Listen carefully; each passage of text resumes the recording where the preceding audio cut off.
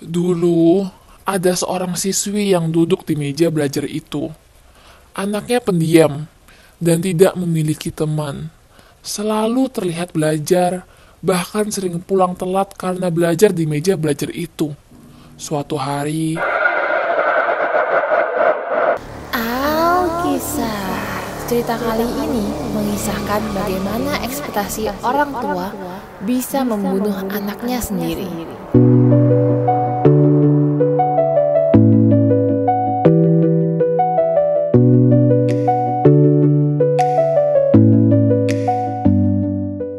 Cerita ini dimulai karena ego orang tua yang selalu menekan anaknya untuk mendapatkan nilai terbaik di sekolah.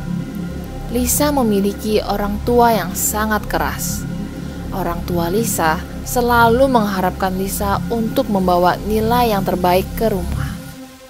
Setiap hari, Lisa dipaksa untuk belajar tanpa istirahat. Lisa yang masih remaja tidak memiliki teman ataupun kegiatan lain selain belajar di rumah. Untungnya, Lisa memiliki mental yang cukup tangguh dan menjadi juara adalah salah satu impiannya. Jadi, walaupun berat, Lisa masih bisa menjalani hidupnya yang dipenuhi oleh belajar. Orang tuanya selalu mendukung kegiatan belajar Lisa. Mereka membelikan peralatan belajar yang lengkap, termasuk peralatan tulis, buku-buku, bahkan orang tuanya membelikan meja belajar yang sama persis seperti yang ada di sekolah, karena Lisa mendapatkan juara nasional di tahun berikutnya. Bisa dibilang orang tuanya sangat mendukung atau bahkan terlalu mendukung. Tapi anehnya, setelah mendapatkan meja belajar itu, Lisa mendapatkan banyak masalah. Bu, punggungku agak sakit nih. Mungkin postur dudukmu yang salah. Awalnya, ibunya tidak terlalu mengindahkan Lisa karena biasanya rasa sakit itu dengan cepat menghilang.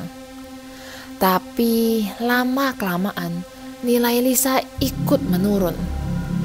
Lisa, kenapa nilaimu turun? Kamu gak belajar ya? Enggak, Bu. Aku selalu belajar. Cuman setiap kali mau belajar, punggungku sakit. Jadi gak bisa konsentrasi. Ya udah, coba ikut ibu ke dokter. Ibunya pun membawa Lisa ke dokter dan mengecek punggung Lisa. Tetapi hasil pemeriksaan tidak menunjukkan adanya penyakit atau kelainan apapun. Dokter hanya bisa menyimpulkan bahwa sakit Lisa adalah akibat stres yang berlebihan. Kedatangan Lisa ke dokter tidak menyelesaikan masalahnya. Anehnya, di sekolah, Lisa tidak pernah mengalami rasa sakit punggungnya. Punggungnya hanya sakit ketika ia duduk di meja belajarnya di rumah. Nilai Lisa yang makin lama makin turun membuat orang tuanya makin panik. Ibunya mencari bantuan kemana-mana dengan harapan bisa menyembuhkan penyakit Lisa. Tetapi tidak ada solusi yang manjur. Lisa terus mengalami sakit punggungnya. Suatu hari, ibunya sedang berbincang-bincang bersama temannya dan dia pun mengeluh. Gimana ya ini ya? Anakku Lisa, setiap kali belajar di meja belajarnya yang di rumah, selalu sakit punggungnya. Mungkin posturnya. Anak sekarang kan duduknya suka males. Enggak, Lisa duduknya tegak kok. Mata kita kan kadang suka salah lihat, apalagi udah ada umur. Ah, masa sih? Iya, coba deh difoto dari samping biar kelihatan posturnya gimana. Ibunya yang sudah putus asa seakan melihat setitik harapan. Dia pun dengan diam-diam mengambil gambar Lisa yang sedang duduk di meja belajarnya. Sewaktu ibunya melihat hasil fotonya, dia sangat ketakutan. Tangannya gemetaran sambil memegang HP-nya. Suaranya seakan tidak bisa keluar dari mulutnya. dan kakinya pun lemas. Lisa yang melihat kondisi ibunya bingung. "Loh, ibu kenapa?" Gak apa-apa, mungkin ibu capek. Ibunya yang tidak mau mengganggu belajar anaknya terpaksa menyembunyikan kenyataannya. Keesokan paginya, ibunya langsung ke sekolah tempat dia membeli meja belajar itu. Di sana dia menginterogasi kepala sekolahnya. "Pak, ada apa dengan meja belajar yang saya beli waktu itu? Anak saya mengalami kejadian yang aneh. Saya ingin tahu kebenarannya." Tidak ada apa-apa, Bu. Itu hanya meja belajar biasa. Anda jangan bohong ya. Ibunya marah sambil menunjukkan foto yang diambilnya kemarin. Di foto itu, Lisa sedang duduk di meja belajar seperti biasa. Tetapi ada seorang perempuan lagi di foto itu. Lehernya tergantung persis di atas Lisa. Dia terlihat meronta-ronta dan ingin sekali menaruh kakinya di pundak Lisa. Salah satu tangannya memegang tali di lehernya, dan yang satu lagi seakan ingin menggapai sesuatu. Melihat itu, kaget, resah dan gelisah muncul di raut muka kepala sekolah. Kepala sekolah yang awalnya enggan, akhirnya cerita tentang sejarah meja itu. Dulu, ada seorang siswi yang duduk di meja belajar itu. Anaknya pendiam dan tidak memiliki teman. Selalu terlihat belajar, bahkan sering pulang telat karena belajar di meja belajar itu. Suatu hari, dia ditemukan gantung diri di atas meja belajar itu. Katanya terlalu banyak menerima tekanan dari orang tuanya untuk mendapatkan nilai yang terbaik. Ibu Lisa terguncang mendengar sejarah meja belajar yang dibelinya dan merasa dibohongi karena tidak diberitahu oleh pihak sekolah. Tetapi karena kasus ini tidak masuk akal sehat, dia tahu apa yang akan terjadi jika dibawa ke jalur hukum. Dan akhirnya memutuskan untuk tidak menuntut pihak sekolah. Ibu Lisa langsung pulang ke rumah dan memutuskan untuk membakar meja belajar itu. Sesampainya di rumah, ia menemukan Lisa sedang duduk di meja belajar itu sambil menepuk-nepuk punggungnya. "Lisa, cepat menjauh dari meja itu." "Hah? Iya Bu." Lisa menuruti ibunya sambil bertanya. "Ada apa emangnya Bu?" Ibunya terdiam sebentar, lalu menunjukkan sebuah foto.